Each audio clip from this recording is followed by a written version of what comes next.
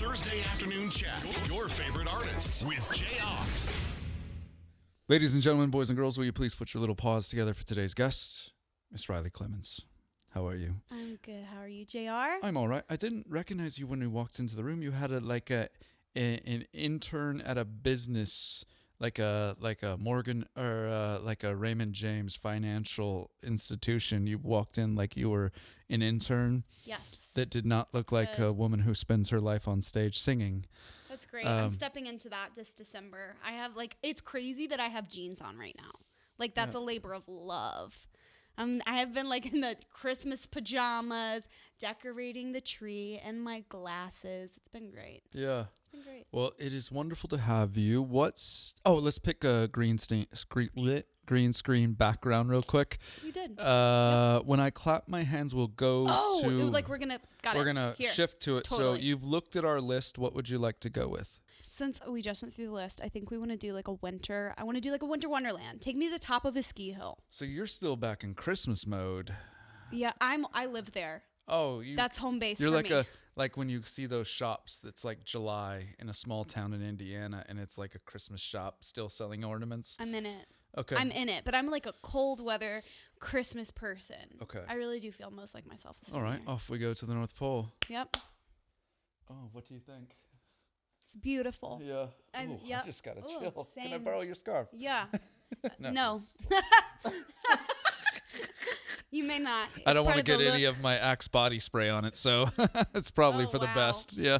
What a time capsule Axe body spray is. Hey, I'm just getting into that world. Really? And I get mocked for it around the station because Get out of that world. They're always like, "Did you take a shower today?" I'm like, "Yes, I took a shower. Do I smell well?" And so I'm like, I'm not going to spend $100 on a cologne that I don't know if everybody's going to like it. And I walking through Walmart, I'm like, what's wrong with Axe? It's $6. I would say that a proper cologne is a really good investment. Okay. So you don't like Tiger Blizzard I that I'm do. doing I like today? Tiger Blizzard since we're going to go with it and it matches the theme.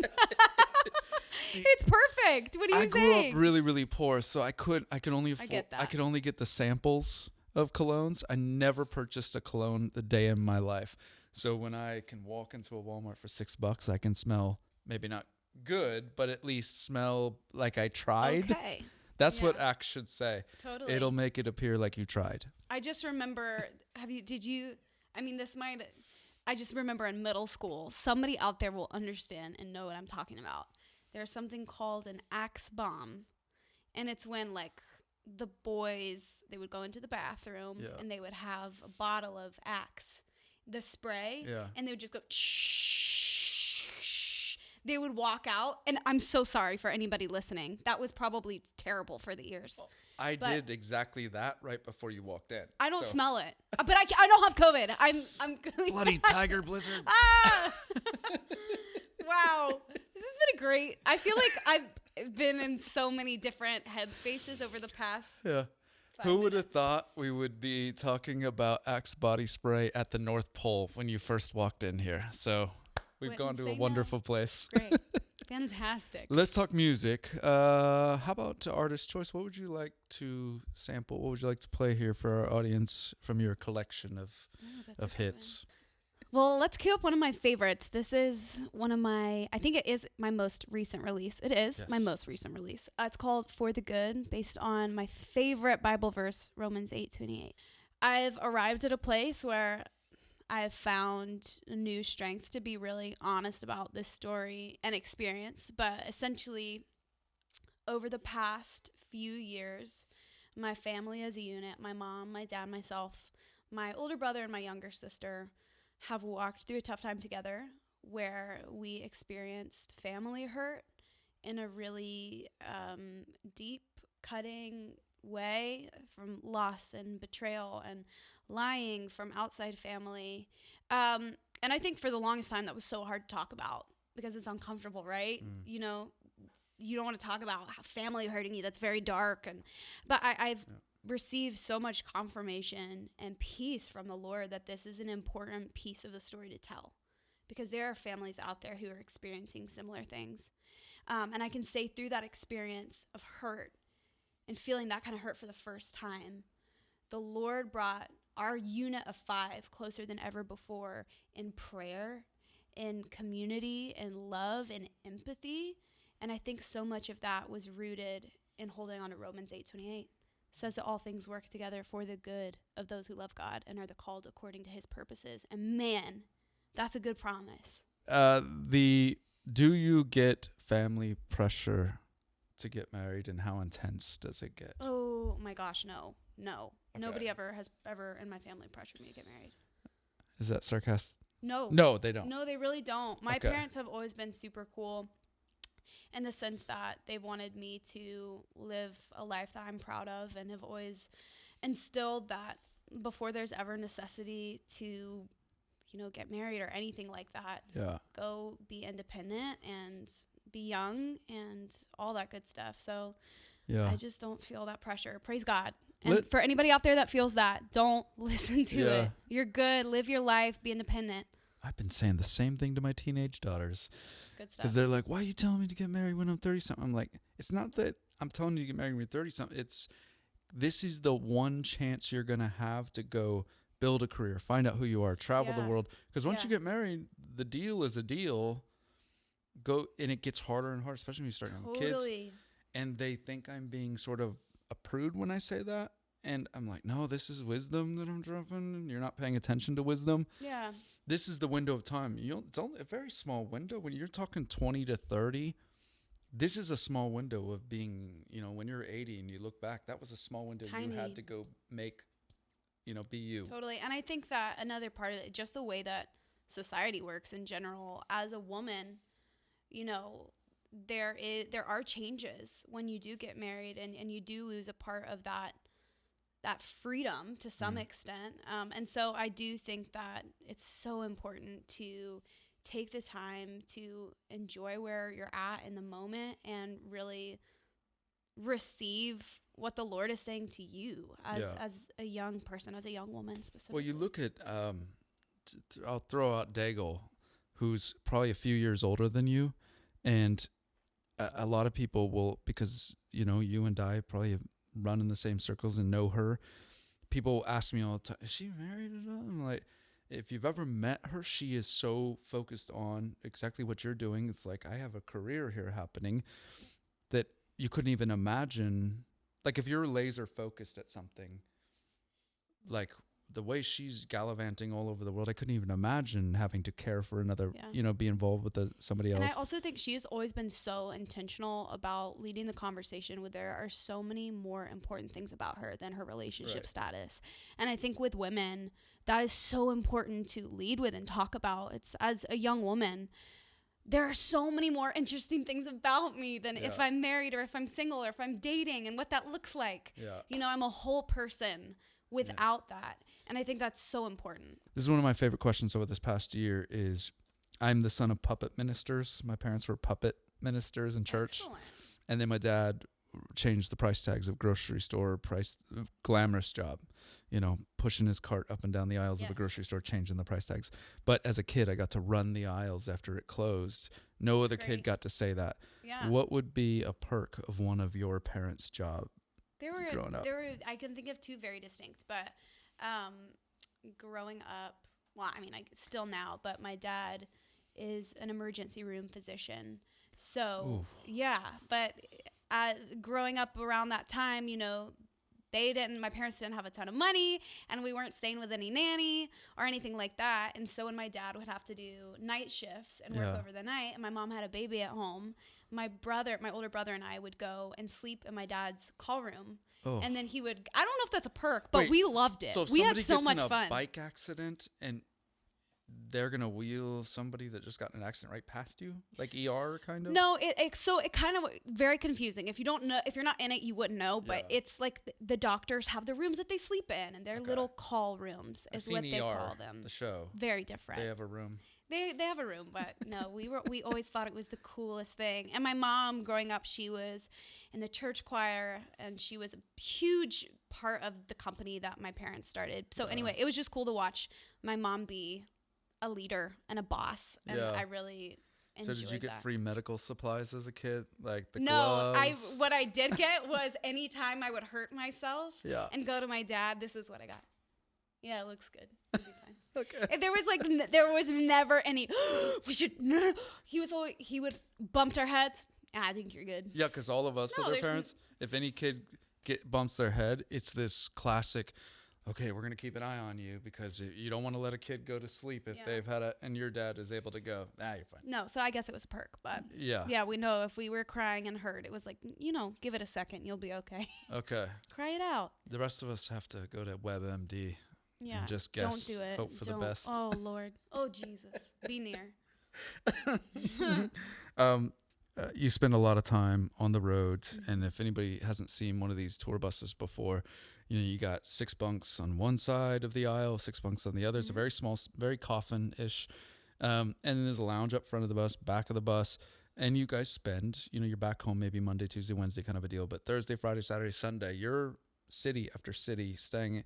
What would the women in our audience need to know about being a woman on the road, living out of these quarters that has been a struggle, that they would be like, oh, gosh, I can't believe a tough part just being a woman having to live in those tight quarters?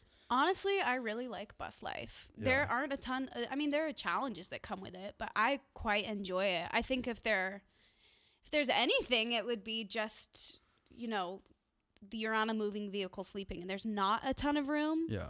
And so, and another big part of it as a young woman, when you're stopping at truck stops or whatever, you just have to be more careful. Yeah. When you're going in and out, and if stopping in places like, but honestly, living on a bus is really nice. Yeah. And I really enjoy it. Is it hard to do your makeup on a moving vehicle consistently? I have dressing rooms, so it's nice. Like that's not a part true. of it. So when you get to the venue. Yes. Okay, because I'm picturing putting on eyeliner and No. Just sleep on the bus. I sound like an ignorant guy.